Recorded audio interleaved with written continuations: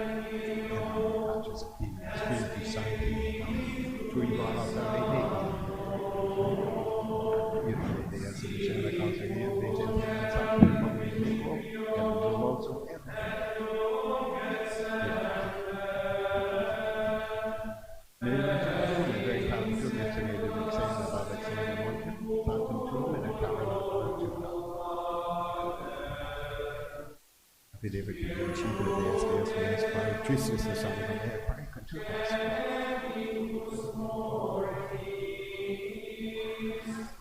Pai, Patria, Filio, Spiritus Sancto.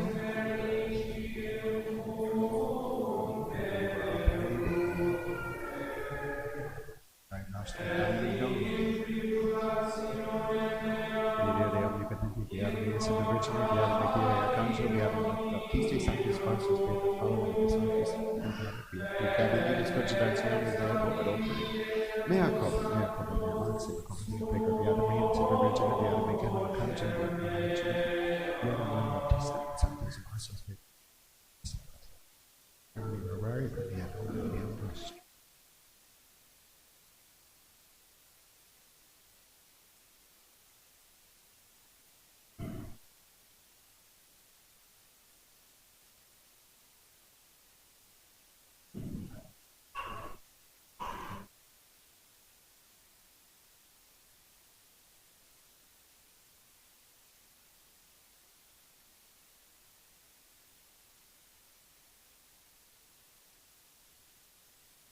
Miserabilissimum, Finis Deus, et dimisus peccatis vestris, purigatos, et vidimitur. Indulgentiam absolutionem, missionem peccatorem, nostrorum tuibat nobis omnipotens, et misericors Domini. Deus te convervis, vivi capus nos. Extendi nobis Domine misericordiam tuam. Lex ad electionem meam.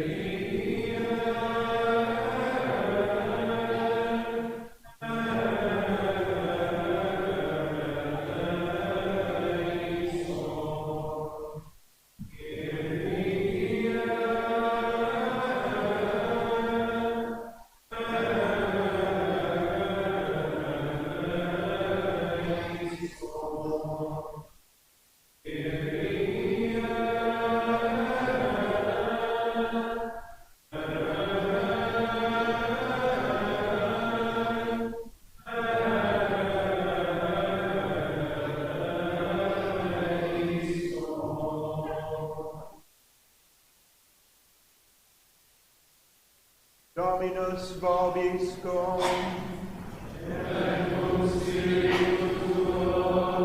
Oremus.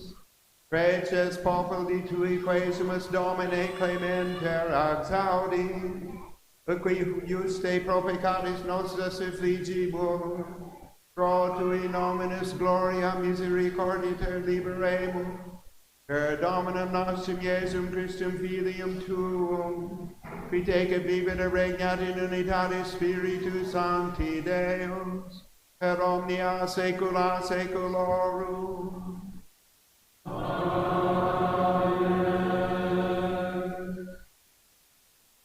Lectio Epistolae Beati Pauli Apostoli ad Corinthium.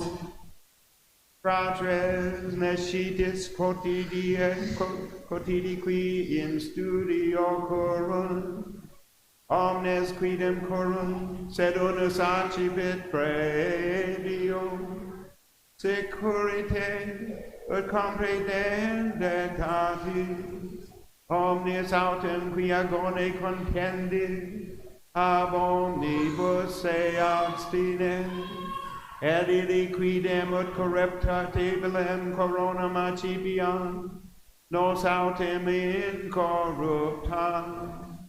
Ego igitur sic coronam quasi incertum, sed punio non quasi erim verberans, sed castigo corpus meum et in servitutem redigo, ne forte cum aliis predicaverim, ipse reprobus efficiar. Nolo einem vos ignorare, fratres, quoniam patres nostri omnes sub nube fuerum, et omnes mare transierum, et omnes in Moisi baptizari sunt in nube et in mare, et omnibus eandem escam spiritualem anducaverum, et omnes iudem potum spiritualem biberum, vivebant autem de spirituale, consequente eos Petra autem erat Christus, sed non in pluribus eorum bene placitum est Deo.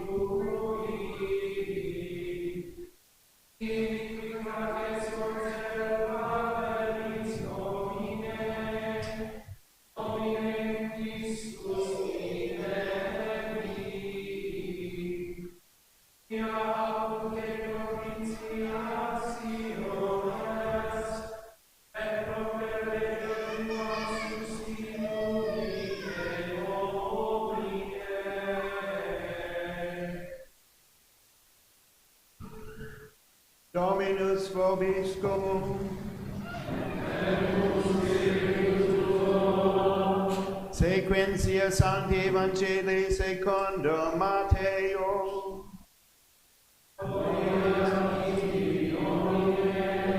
In illo tempore dixit Iesus discipulis suis parabolam ham, simile est regnum celorum homini patra familias, qui exit primo mane conducere operarios in vinam suam. Conventione autem facta cum operis extinario diurno, misit eos in vineam suam. Et egressus circa horum tertiam, videt avios stantes in foro, ociosos et dixit illis, ite et vos in vineam meam, et quorum justum fuerit dabo vobis, illi autem avierum, iterum autem exit circa sextam et nonam noram, et fecit similiter, circa undecimam vero exidet invenit alio stantes, et dicidilis, quid hic statis toda die ociosi, dicon ei quia nemo nos conduxit, dicidilis ite et vos in vinea meam, cum sero autem factum esse dicit Dominus vinea procuratori suo,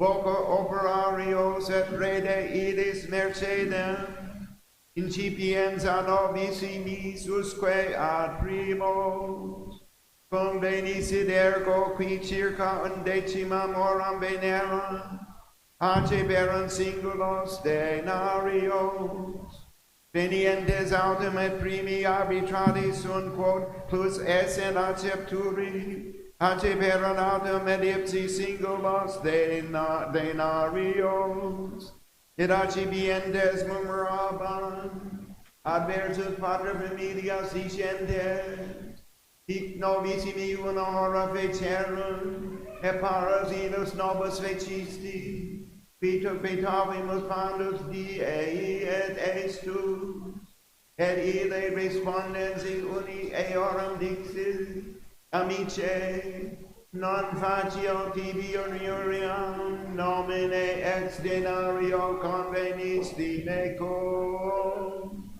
tole quod tuum estet vade, volo autem, huic novissimi daresi quod et tibi, aut non licet mihi quod volo facere, an oculis tuis nequam est, quia egum bonus sum, sic erat novissimi primi et primi novissimi, multi enim sunt vocati, pauci vero electi.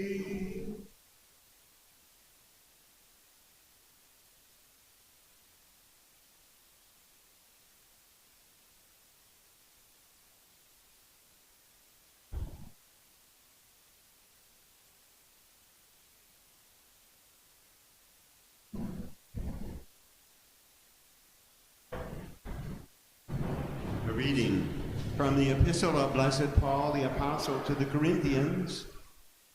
Brethren, did you not know that while all the runners in the stadium take part in the race, only one wins the prize? Run and win. Every athlete denies himself many things, and they do so to win a perishable crown, but we an imperishable one. So I do not run like a man who doesn't see the goal. I do not fight like a boxer who punches the air. No, I beat my body and make it my slave, so that after having preached to others, I myself may not be disqualified. Brothers, I want to remind you of this. Our fathers were all under the cloud and all passed through the sea. And by the cloud and the sea all were baptized into Moses, and all ate the same spiritual food, and all drank the same spiritual drink, for they drank from the spiritual rock that was following them, and the rock was Christ. And yet with most of them, God was not pleased. And then our gospel reading for this evening. The Lord be with you. A reading from the Holy Gospel according to Matthew. At that time Jesus told his disciples this parable. The kingdom of heaven is like an owner of an estate who went out at dawn to hire workmen for his vineyard. After reaching an agreement with them for the usual daily wage, he sent them out into his vineyard.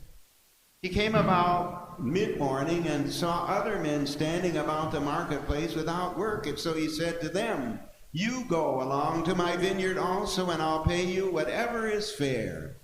So they went. He again came out around noon and in the mid-afternoon and did the same. Finally, going out in the late afternoon, he found still others standing around, and he said to them, "Why have you been standing here idle all day?" "Nobody has hired us," they explained.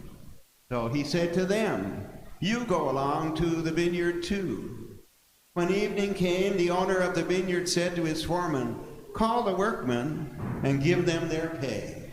But begin with the last group and end with the first." Now when those hired late in the afternoon came, they received a full day's pay. So when the first group came along, they expected to receive more. Yet they received the same daily wage.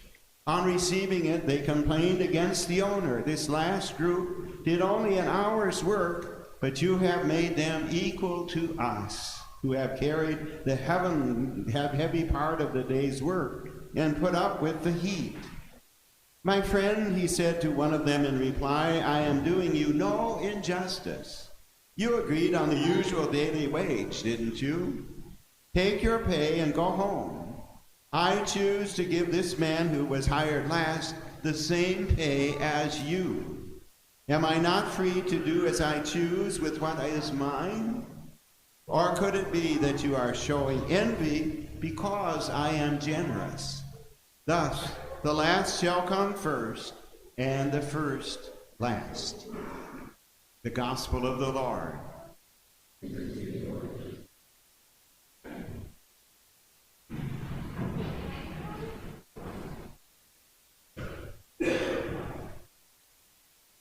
There's a program called Genesis 90, and there are people who perhaps you know that are participating in that. They spend 90 days before Easter fasting and praying, and it's quite a routine. And they at this Mass, why they could rejoice because of the fact this is really the beginning of the Lenten season. It's not the beginning of Lent, but the Lenten season. It's called Septuagesima Sunday. An old way of numbering was decades. So there's these 3 Sundays, Septuagesima Sunday, Sexagesima Sunday, and Quinquagesima Sunday, which is the 7th, the 6th, and the 5th 10 period of 10 before Easter. And so they call it that. And you can see the violet vestments and also No Gloria. So we've really begun that season, that penitential season. And the readings today help us to prepare for Easter, actually. Jesus is teaching that what we are working for is a reward. You know, the workers out in the vineyard are workers. They are paid for what they do. The work that they do is not for the betterment of the world or for self-improvement.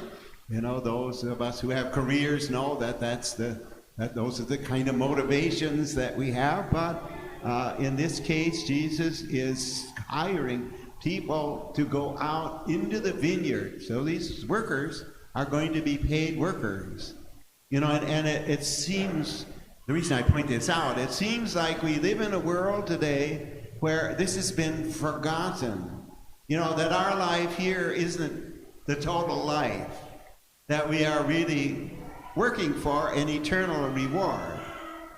We don't expect that just what happens in this life up until the time of our death is all there is, but that there will be a judgment at the end time, and that God is going to invite us into his eternal kingdom, into his eternal reward. And so we're working for the prize. You know, that first reading is the same. He's talking about all the things that athletes do in order to prepare for a great race, that they might be ready. And so our belief is there's no lasting kingdom here. There's no lasting kingdom here, that we expect fully at the end of this life to be judged and to go on to the eternal life. And this reward that we work for is a free gift from God. You know, God is not a bookkeeper keeping records on what we do in this life. He can reward whatever way he chooses. And that's the point of the parable. To us, it kind of goes against the grain that the the man who hired the people who work in the vineyard should pay the last the same as the first. We would we'd have labor relations problems with that kind of arrangement. But the point that Jesus has is it's a free gift from God, and God can give it whatever way he wants to. And he pays, it's a day's wage. In the Latin it's denarius, but that's what it is. I've been down to Brazil, and in that country, they talk about the day's wage. You know, what should a worker receive for support that will carry them through a day. So that's what they're talking about, is the day's wages. And it's a full reward. So the day's pay that's all you get. And if we make it to heaven, we could have no complaints. You know, in other words, the reward that we receive is, from our standpoint, a free gift from God that God bestows on us. And it's beyond, you know, if we read John's Gospel, it's beyond what we expect, way beyond what we expect. But as to how high a reward this is, or what kind of reward, we have no control over that, but we know that we serve a loving God, and the fact is that he gives us a full reward. And this parable is about the justice of God. So God calls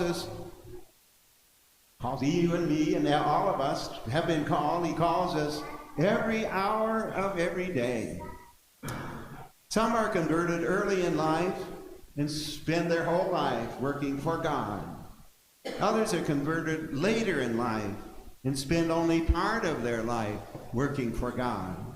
And there are those too who are converted on their deathbed. And that happens more frequently than you would think, and still receive a full reward. The same as if you spent your whole life working for God. God gives that reward.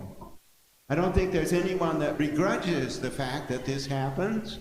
We just rejoice that a person has been converted. And this is a true story.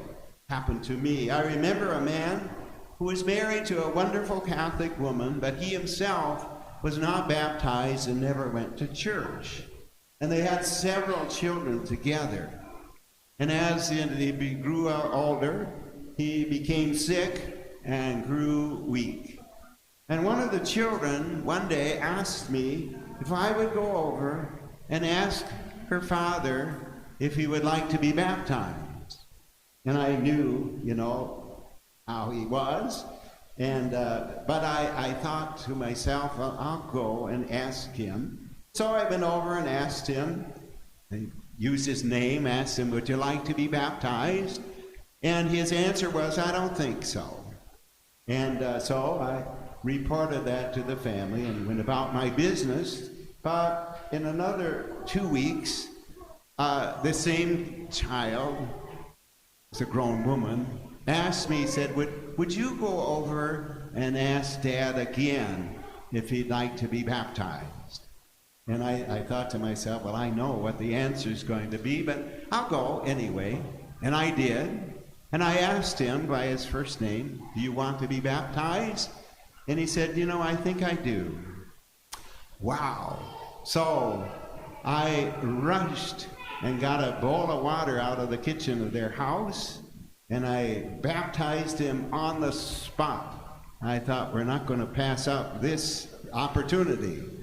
And it was not just in vain or useless conversion. After I had baptized him, I brought him communion several times. And in the final moments of his life, he made the sign of the cross in the air. And his wife asked him, do you want Father to come and anoint you? He said, yes. He just shook his head, yes. So I was able to go over and anoint him. And not that day, but shortly thereafter, he died. I don't think anybody would begrudge him the fact that he was converted so late in life. You know, he would receive the same reward as you or me, according to the mercy of God. And he didn't spend his whole life trying to work for God. But in those final moments, he handed himself over. So it's a parable about real life. You know, the kingdom of God is a free gift. And we do not choose how we will be rewarded. We'll be rewarded, but we don't know exactly how. And this is a gift from God.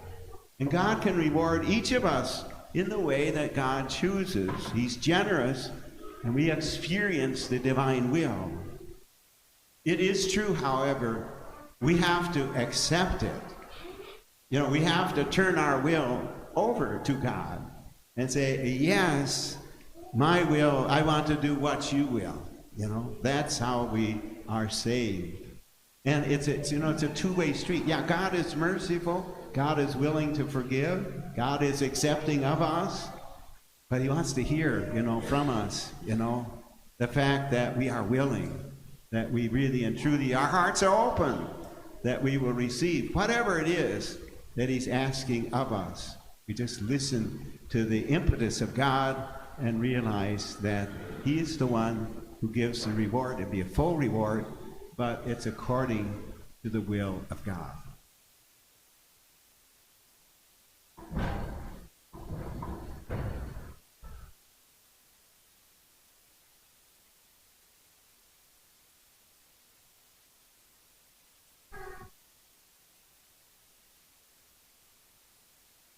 Credo in unum Deo.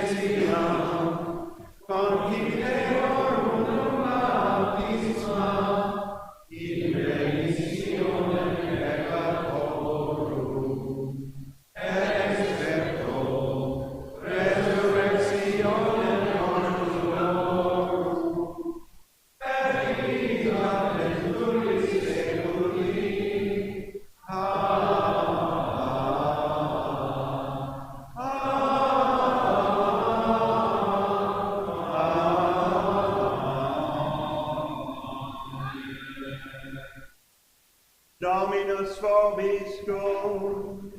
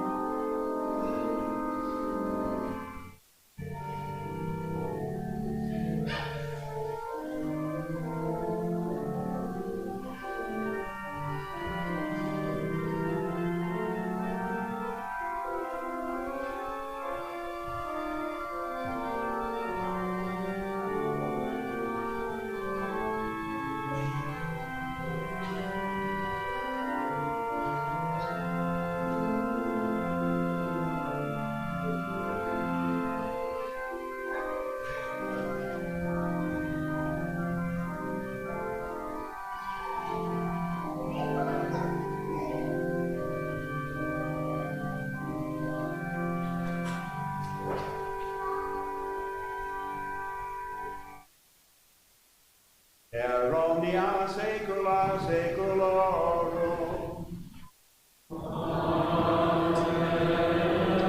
Dominus vobiscum.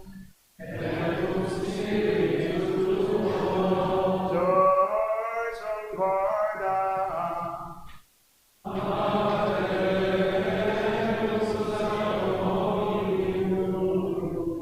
Gratias agamus Domino Deo nostro.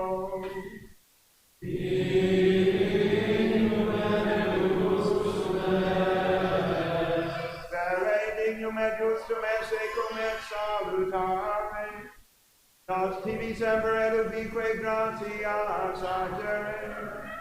Domine Sancte Pater Omnipotens Aeterne Deum, qui cum unigenitu Filio Tuo et Spiritus Sancto unus est Deus, Bonus et Dominus, non in unius singularitate personae, sed in unius Trinitate substantiae, quod enim tuo gloria revelante te credimus, hoc de filio tuo, hoc de Spiritus Sancto, sine differentia discretionis sentimus, ut in confessione veris eminenque Deitatis, et in personis proprietas, et in essentia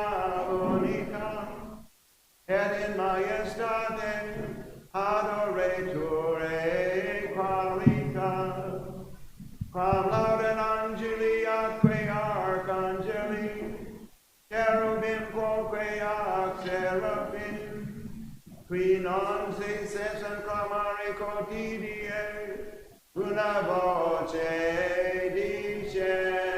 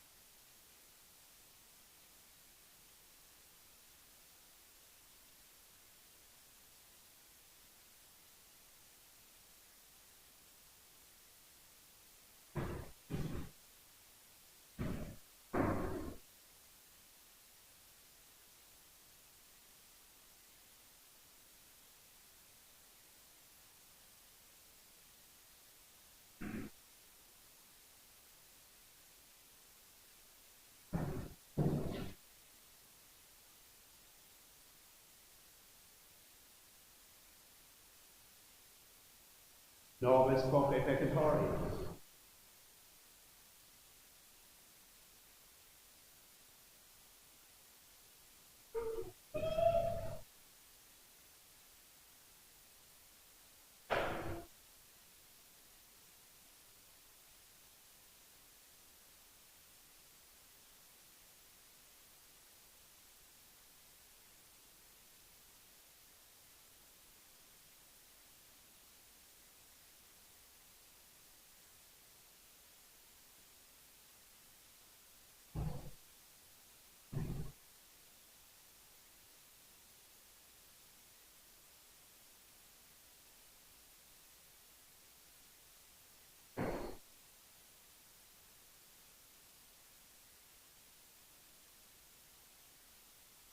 Per omnia saecula saeculorum.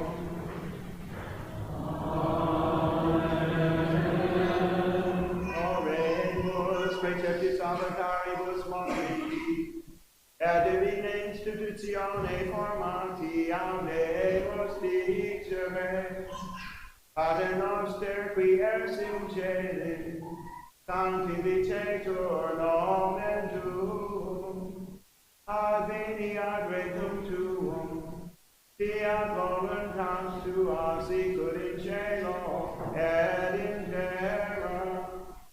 Panem nostrum quotidianum da nobis hodie, et dimitte nobis debita nostra, sicut et nos dimittimus debitoribus nostri, et ne nos inducas in tentationem,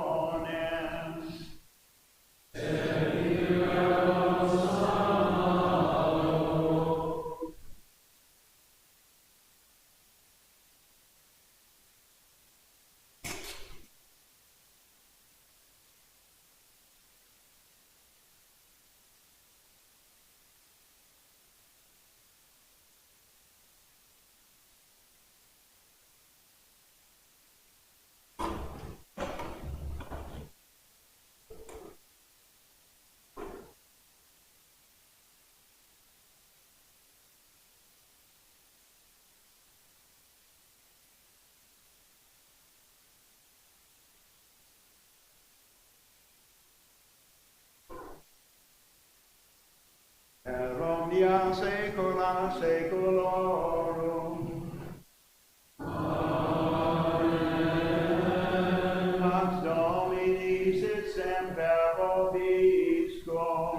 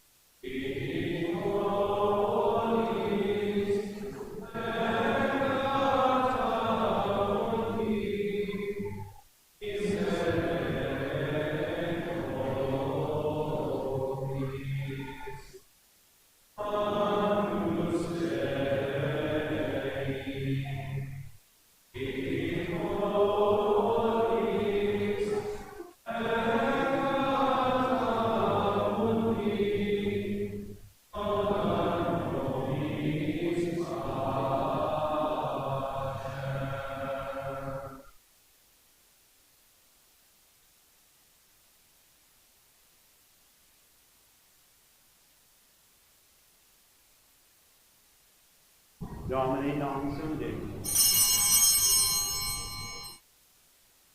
Domini non sum dignum. Domini non sum dignum.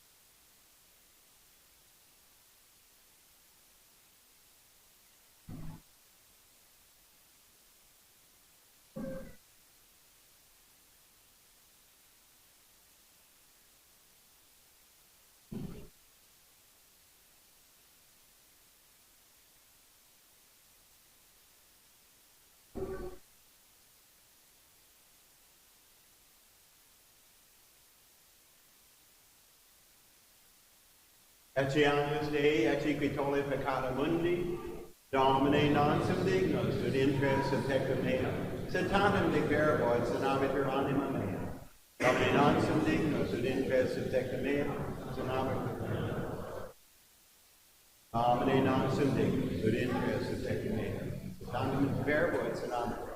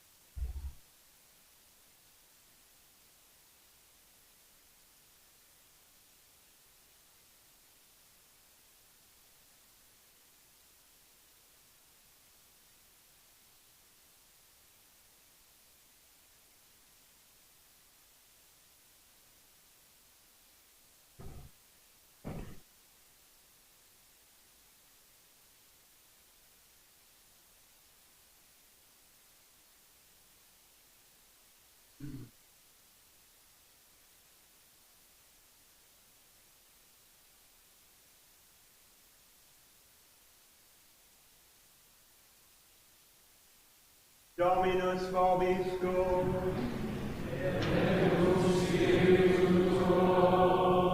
Fideles tui Deus per tua dona firmenter, Odeadem et recipiendo requiram, credendo sine fine principiam, per Dominum nostrum Iesum Christum filium tuum, qui tecum vivere regnat in unitate Spiritus Sancti Deo, et omnia saecula saeculorum. Amen. Dominus vobiscum. Et cum spiritu tuo. Ite Misael. Deo gratias.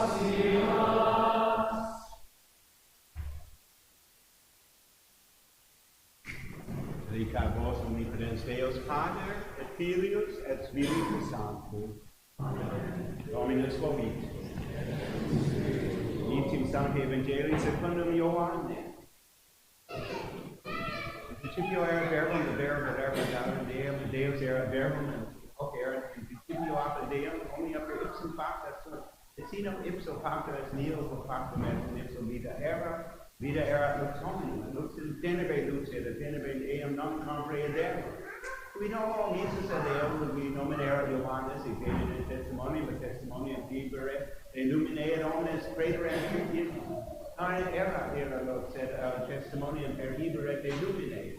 Erat lux vera, que illuminat omnem hominem venientem in mundo era, et mundus imperibus in factus est, erat eum, non coniautem, in principio in propria bene, de sui eum non respicia, Open out and recipiere eum vedet eus potestatem filius Dei theory, his created in nomine eus, non in ex sanguinibus, in voluntate carnis, ex voluntate diri, sed et Deo natum est, et verbum caro factum est, et habitavit in nobis, et vidibus gloriam eus, gloriam Patrum unigenitus, a Patre, plenum gratiae et veritatis.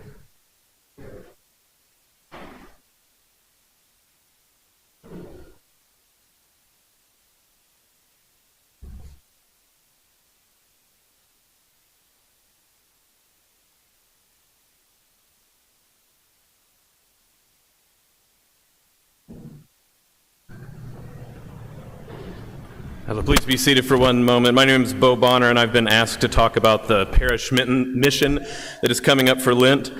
And since the person who asked me to say it is not here, and neither is Monsignor Chido, I'm going to go off script.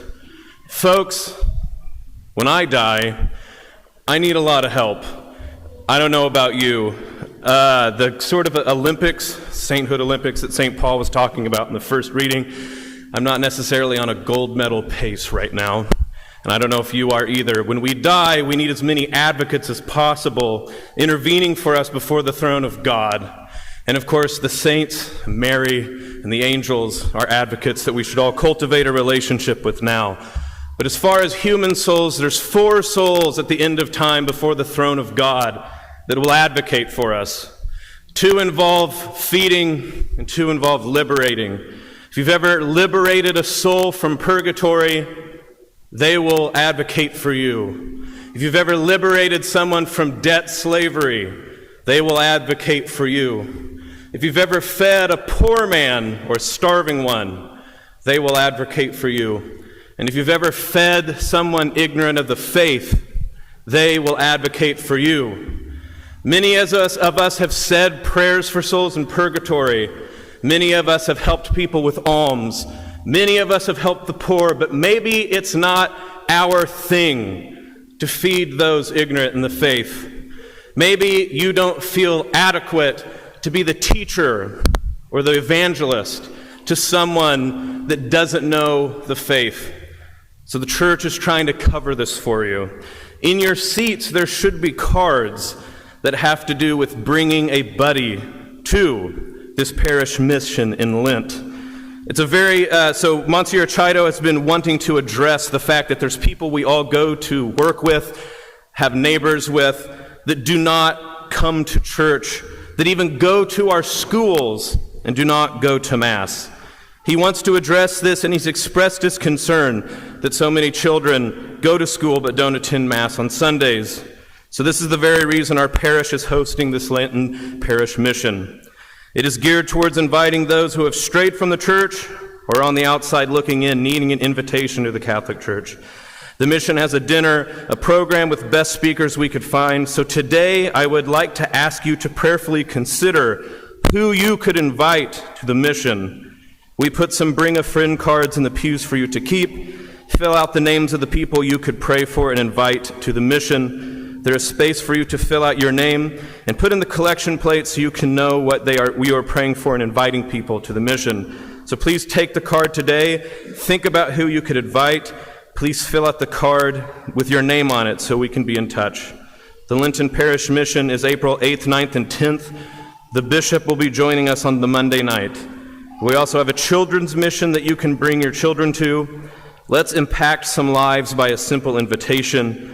You invite, pray, and God will do the rest.